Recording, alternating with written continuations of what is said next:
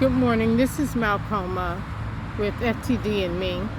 It's been a while since I've come on board and did any videos, so I wanted to share where life has been for me. We've had some challenges with the hospice. Initially, back in June, July, I had a surprise visit from the caseworker. She stated she had good and bad news. Good news, of course, she didn't feel like he would die. They didn't feel as a whole, the hospice felt that he would not die in the next 6 months. And the good news, they were going to take him off.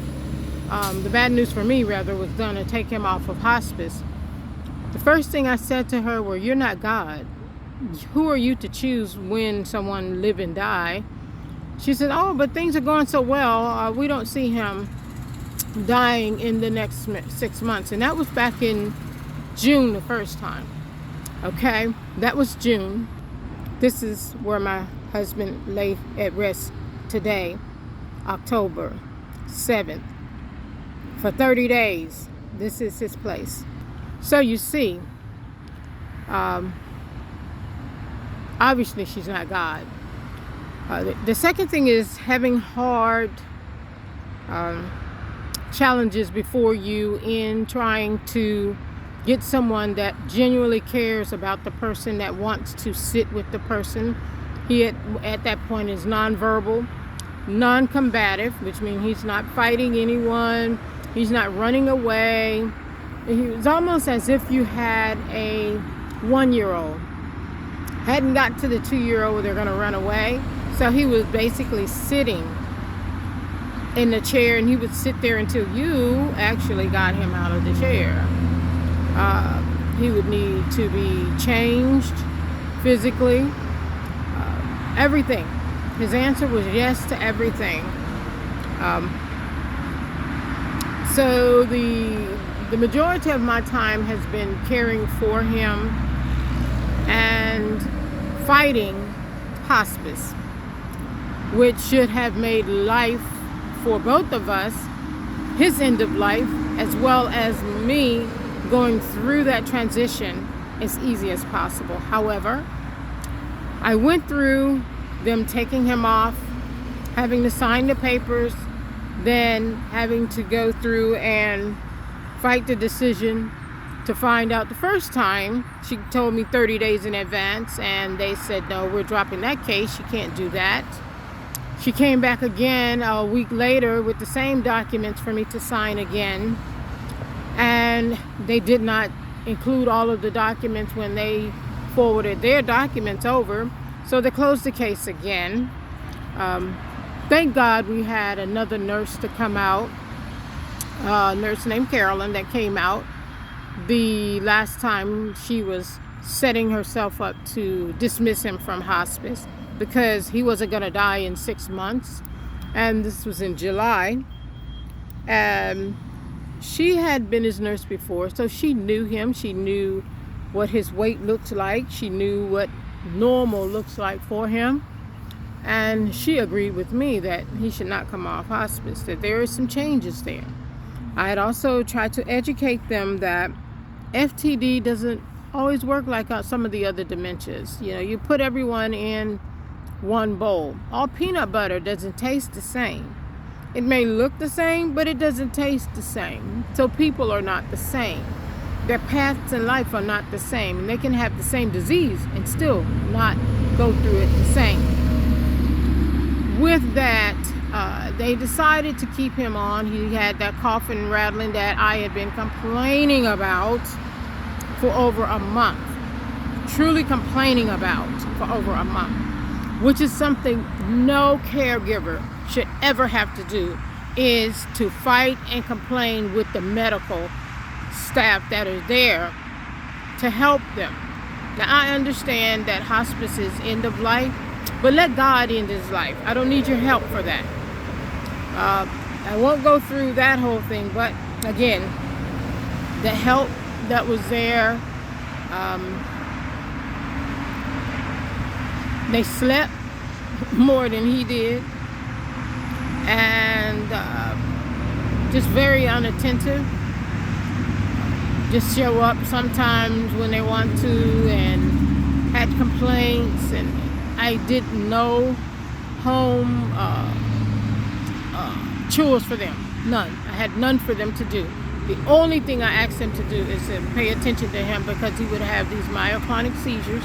He was nonverbal, so you had to watch him to know when he had one. And there was one pill you could stick in his mouth. That's the only thing I asked him to do. Very seldomly did I leave home, and it is because of the care he was getting as to why I was not leaving home with them there. We have been very busy being a part of a documentary and caregiving. It's been very exciting to have done that, and I am so grateful to God that we were able to finish that documentary. It's been hard. It's been hard, but I want you to know that I'm always Kenneth's wife. That's how a lot of people knew me. That's Kenneth's wife, and it's okay. I'll take the name Kenneth's wife. But sadly, I do want to say that Kenneth did pass away 1 month today, September the 7th. His actual time of death was 8:15 p.m. How do I know? Because I was leaning over him to give him a kiss, and he exhaled his last breath into me. That's how I know. The nurse pronounced him when she got there at 8:41. This life without him has been hard. It's hard. Although you know that your loved one has some disease, ailment, sickness, whatever word you want to use, that man says cannot be healed, I always had faith in God. Now, God surely blessed us. Please don't misunderstand that. He truly did. God blessed us that the doctor said 7 years. God said, I'll show you who I am. He gave him over 8 years on this journey. There's some people don't even get to enjoy their loved one for a year after the diagnosis. Now, material things, Kenneth didn't have any. But boy, did he have a lot of love. And I made sure he had that and knew that every day. I made videos of us. And I continue to tell you, it's very important. Please take videos of your loved ones. Reserve their voices. They are ever present as long as you have them there. Pictures are great, but pictures don't tell a life. That voice reminds you of that personality, as well as doing things for them and snapping little pictures of those things. I always cut Kenneth's hair. So I made sure that I had a little bit of his hair. I took pictures of his hands. I took pictures of his feet, because I didn't want to ever forget those simple things that I enjoy doing for my husband. I will talk more about what this journey was like in the next video, but I just kind of wanted to bring everyone up to speed on where we were from the last time to this time.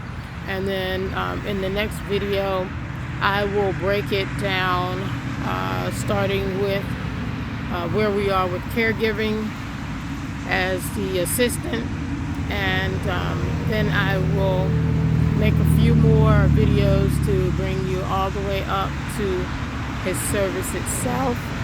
And hopefully I can put the link of the service in here, and at any time you're able to see his service. Again, this is 30 days. Today's hard. My birthday is the 11th. So Friday will be the very first birthday. It will be the very first birthday that I won't have my husband. The very first one. November 10th is his birthday. It'll be the very first one that he'll spend in heaven. And I know it will be a joyous one with the Lord. Christmas, his favorite holiday, is right behind. So it will be the very first Christmas with my husband in heaven. These next 3 months are going to be tough. So if you believe in God, Jesus, his son, please continue to pray for me as I continue to journey this. My goal is to share and talk about how the journey was. It'll be a little bit different in front of people rather than at his gravesite, but I just wanted to come here and share with you exactly where we are. Exactly where we are. I brought these flowers today.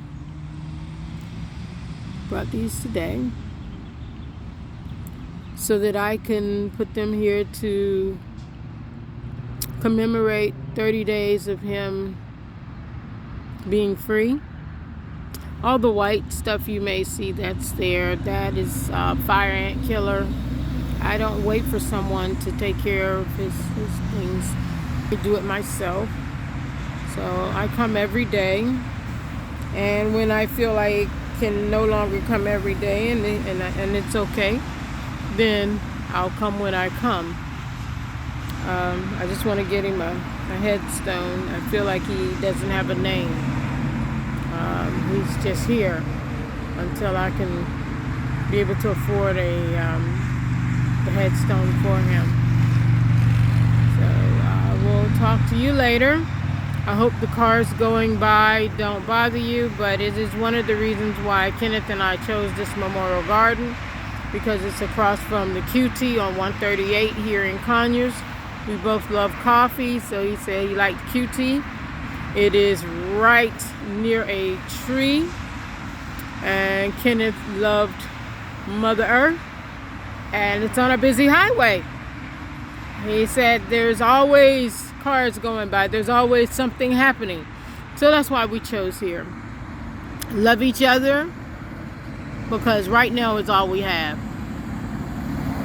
This is Malcolm with FTD and me.